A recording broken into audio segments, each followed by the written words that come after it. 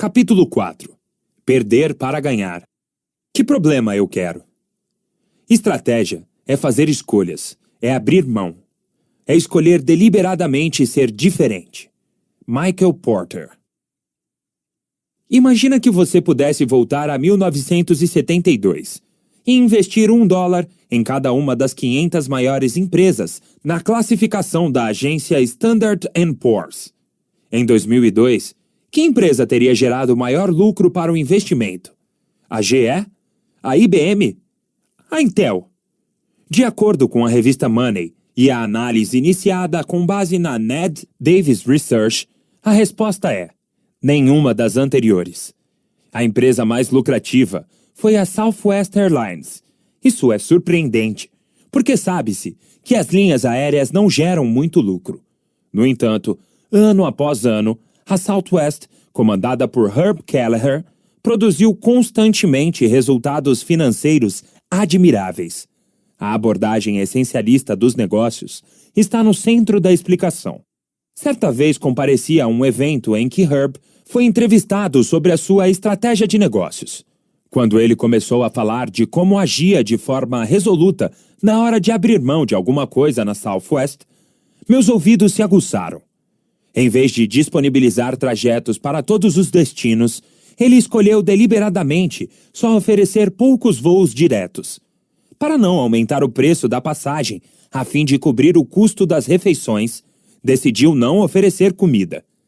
Em lugar de permitir que os passageiros reservassem os assentos com antecedência, determinou que seriam escolhidos quando entrassem no avião.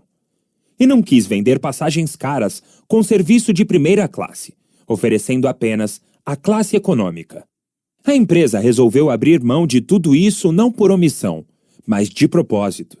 A perda de cada um desses itens fez parte de uma estratégia pensada para baixar os custos.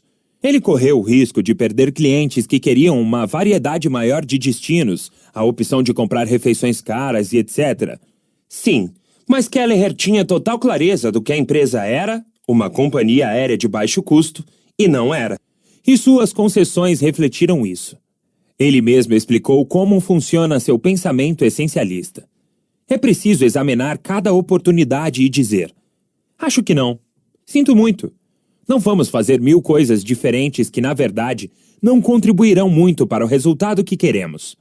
A princípio, a Southwest foi criticada por analistas do mercado, adversários e outros não essencialistas que não conseguiam acreditar que essa abordagem pudesse ser bem-sucedida. Quem, em seu perfeito juízo, escolheria uma empresa aérea que só ia a determinados lugares e não servia refeições, por mais baratas que fossem as passagens? Mas dali a alguns anos, ficou claro que a Southwest estava no caminho certo. Os concorrentes do setor notaram a disparada do lucro da Southwest e começaram a imitá-la. Mas, em vez de adotar a abordagem essencialista de Kelleher como um todo, fizeram o que o professor Michael Porter, da Harvard Business School, chama de estratégia em cima do muro. Mantiveram intacta a estratégia existente e, ao mesmo tempo, adotaram a estratégia do concorrente. Na época, uma das tentativas mais visíveis foi a da Continental Airlines. Eles chamaram seu novo serviço de voos diretos de Continental Light. A Continental Light adotou algumas práticas da Southwest. Baixou o preço das passagens, acabou com as refeições, deixou de oferecer primeira classe e aumentou a frequência dos voos.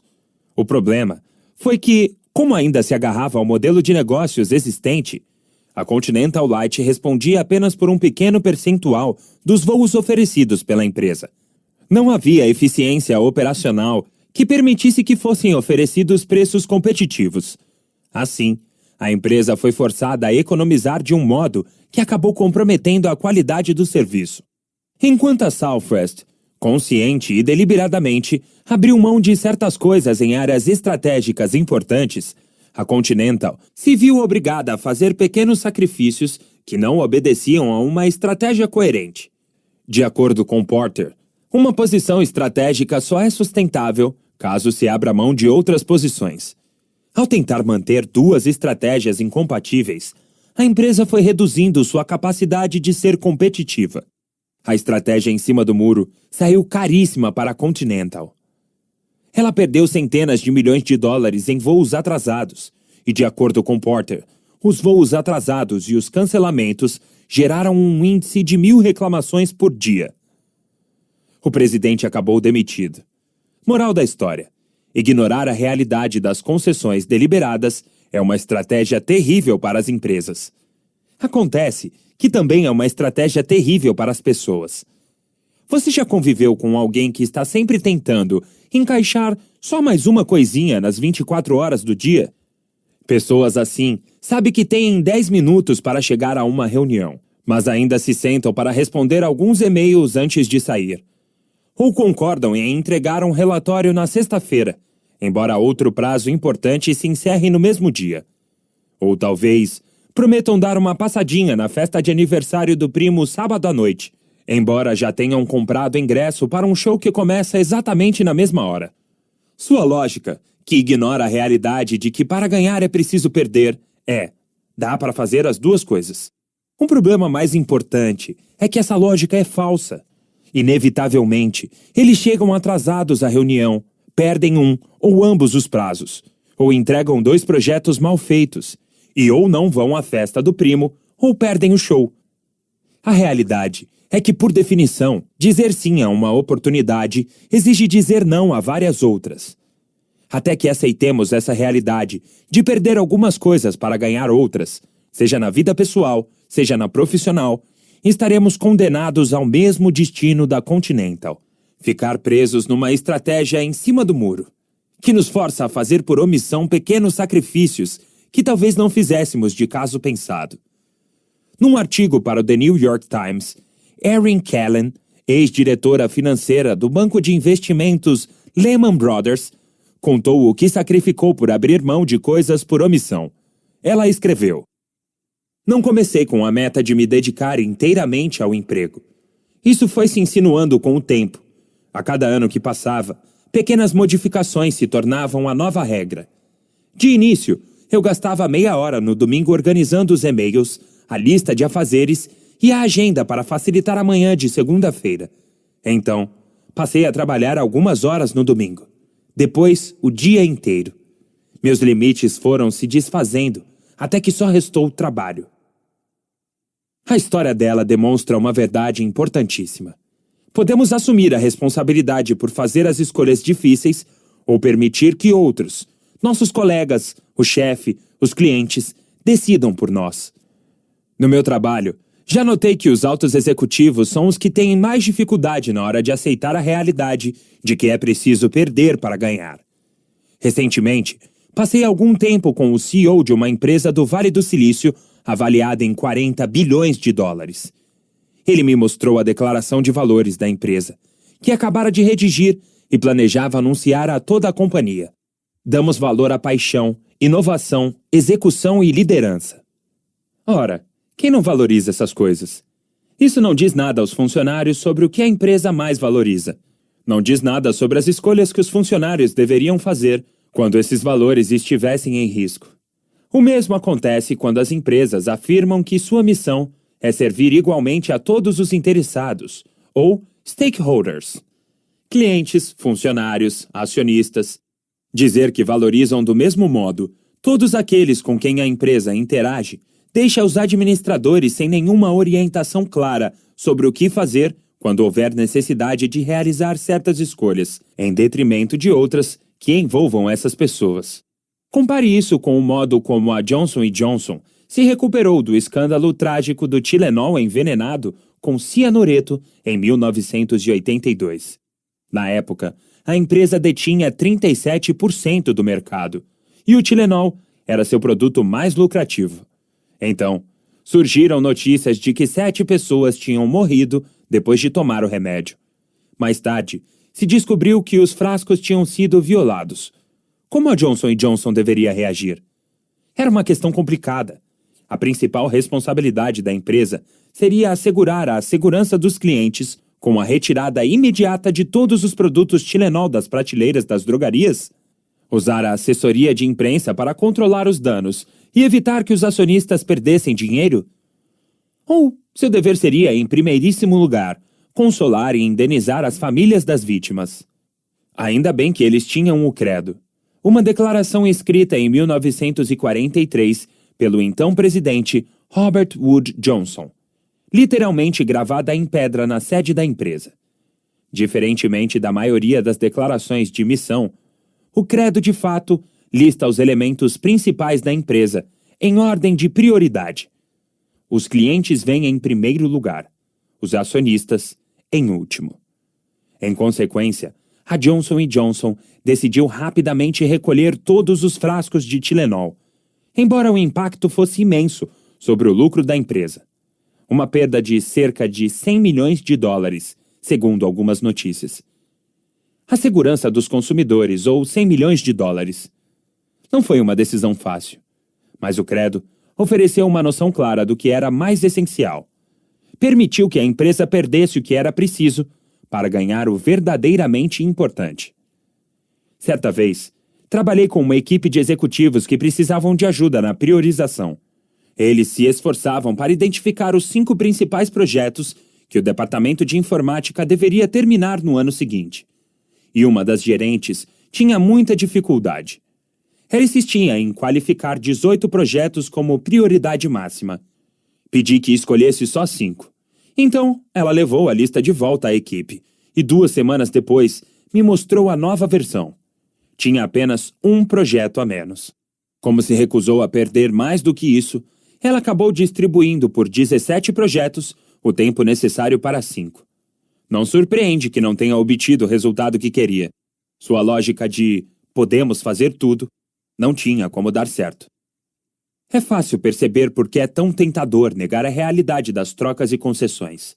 Afinal de contas, por definição, uma situação dessas envolve 2 coisas que queremos: ganhar mais ou ter mais tempo de férias. Terminar o próximo e-mail ou chegar pontualmente à reunião. Rápido ou melhor. É óbvio que quando temos que escolher entre 2 coisas que queremos, preferimos optar por ambas. No entanto, por mais que muita gente queira, simplesmente não podemos ter tudo.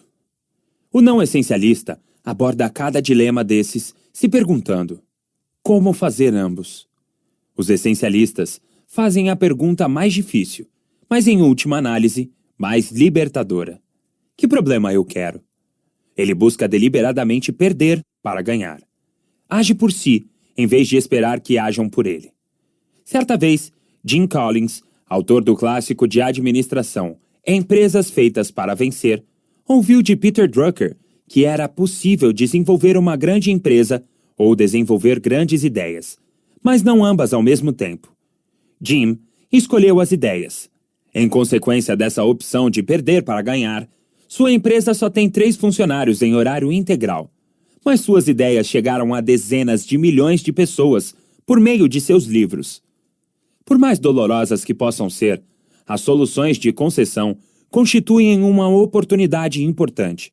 Como nos obrigam a pesar as opções e selecionar estrategicamente a que for melhor para nós, aumenta de forma significativa a probabilidade de obter o resultado que queremos. Assim como fez a Southwest, podemos desfrutar o sucesso que resulta de um conjunto de escolhas coerentes.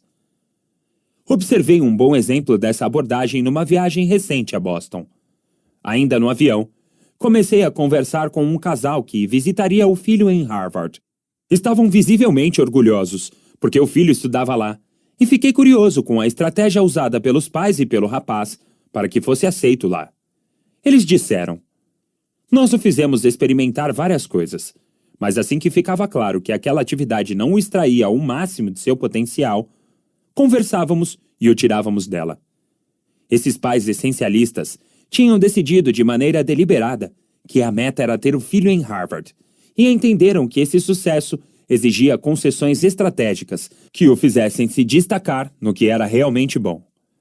Essa lógica também se aplica à nossa vida pessoal. Quando éramos recém-casados, Ana e eu conhecemos alguém que, até onde sabíamos, tinha um casamento e uma família maravilhosos. Queríamos aprender com ele e lhe perguntamos: qual é o seu segredo? Uma das coisas que nos contou foi que ele e a esposa tinham decidido não participar de nenhum clube ou grupo só de adultos. Eles simplesmente abriram mão disso para passar mais tempo com os filhos. Os essencialistas veem as soluções de concessão como parte inerente da vida, não como algo negativo. Em vez de indagar do que tenho que abrir mão, perguntam em que quero investir tudo. O impacto cumulativo dessa pequena mudança de ponto de vista pode ser profundo. Não essencialista. Pensa, posso fazer os dois? Pergunta, como fazer tudo? Essencialista. Pergunta, o que posso ceder para ganhar na troca? Pergunta, em que quero investir tudo? Para viver como essencialista, não é preciso escolher entre família, saúde e trabalho. O que estou dizendo é que, diante de uma decisão em que uma opção prioriza a família e a outra os amigos, a saúde ou o trabalho, precisamos estar dispostos a perguntar: que problema queremos? As soluções em que perdemos uma coisa para ganhar outra maior não devem ser ignoradas nem menosprezadas. Devem ser adotadas e realizadas de forma ponderada, deliberada e estratégica.